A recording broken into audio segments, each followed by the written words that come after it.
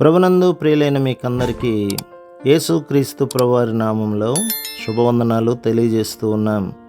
దైవజనులు బ్రదర్ భక్త సింగ్ గారి పరిచర్యలో నుండి అలసిన వాణిని ఊరడించు మాటలు.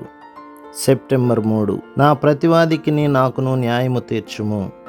లోకాసువార్త 18వ అధ్యాయం 3వ వచనం.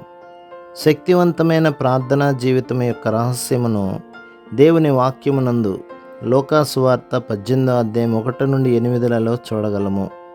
ప్రభువు మనలను విధవరాలు వలెను తనను అన్యాయస్తుడైన న్యాయాధిపతితోనూ పోల్చుకొనుచున్నాడు. ఈ వాక్య భాగము ద్వారా మన ప్రార్థనలకు సంపూర్ణమైన జవాబు ఎట్లు పొందగలమో తెలుసుకొనగలుగుచున్నాము.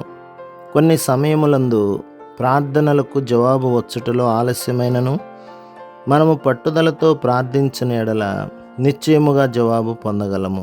ఇక్కడ రహస్యమేమనగా, ఆ పేద విధవరాలు తన హక్కును ఎరిగి ఉండెను.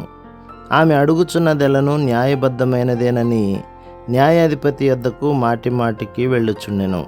ఆమె ఫిర్యాదు ఏమో మనం ఎరుగము. ఒకవేళ ఆమె ఆస్తిని ఎవరైనను బంధువులు కానీ పొరుగువారు కానీ అన్యాయముగా తీసుకొని ఉండవచ్చును. నిశ్చయముగా న్యాయాధిపతి తనకు న్యాయము తీర్చునని నమ్మి అనుమానము లేకుండా తన ఫిర్యాదును అతని యొద్దకు తీసుకొని వెళ్ళెను. మనము ప్రార్థించినప్పుడెల్లను అడుగు వాటన్నిటినీ పొంది ఉన్నామని నమ్మవలెను. మనము ఆయనకు మొరపెట్టిన ఎడల కొంత ఆలస్యమైనను ఆయన నిశ్చయముగా మన మనవి ఆలకించును. తిరిగి జన్మించిన వారు ఇట్లు ఆయన యొద్ద మనవి చేయలేరు. వారు ఏమి పొందినను దేవుని కనికరమును బట్టియే పొందుచున్నారు. కానీ తిరిగి జన్మించిన వారికైతే అడిగి పొందుటకు హక్కు గలదు. విమోచింపబడిన దేవుని బిడ్డలముగా మనము ఆయన యొద్ద అడిగి పొందుటకు సర్వ హక్కులు కలిగి ఉన్నాము. దేవుని బిడ్డలముగా మనము ఆయనకెంతో ప్రశస్తమైన వారమని వింతైన ఐశ్వర్యమనియు నమ్మవలెను. కీర్తనలు 135వ అధ్యాయం 4వ వచనం. ఆయన ఉన్నతమైన ఉద్దేశము నిమిత్తమై మనలను ఏర్పరచుకొనెను. మన జీవితము, మన అక్కరలు ఆయన దృష్టికి ఎంతో అమూల్యమైనవి. మానవ జ్ఞానము చేత ఆయన ఐశ్వర్యం యొక్క విలువను లెక్కించలేము. యేసుక్రీస్తు ప్రభు తన స్వరక్తమిచ్చి మనలను కొనెను గనుక మనమెంతో అమూల్యమైన వారము.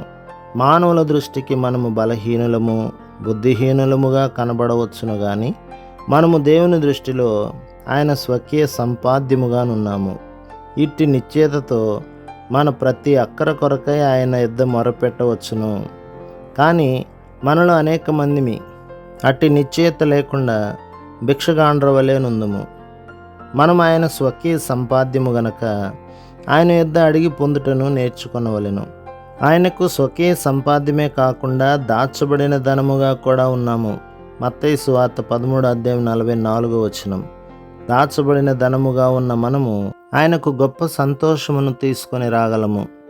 ఆయన మన కొరకే గొప్ప క్రయము చెల్లించను గనక ఆయనకు గొప్ప ఆనందము తీసుకొని రాగల ఆధిక్యత కలిగి ఉన్నాము.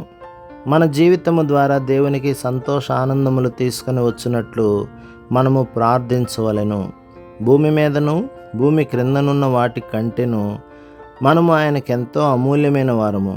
మనము ఆయనకెంతో ప్రశస్తమైన వారమని నమ్మి ఎంతో ధైర్యముగా ఆయన సన్నిధికి వెళ్ళి మన సమస్యలను ఆయనకు తెలియచేయగలము. ప్రభు మిమ్మును, మీ కుటుంబమును, మీ సంఘమును దీవించి ఆశీర్వదించునుగాక. ఆమెన్.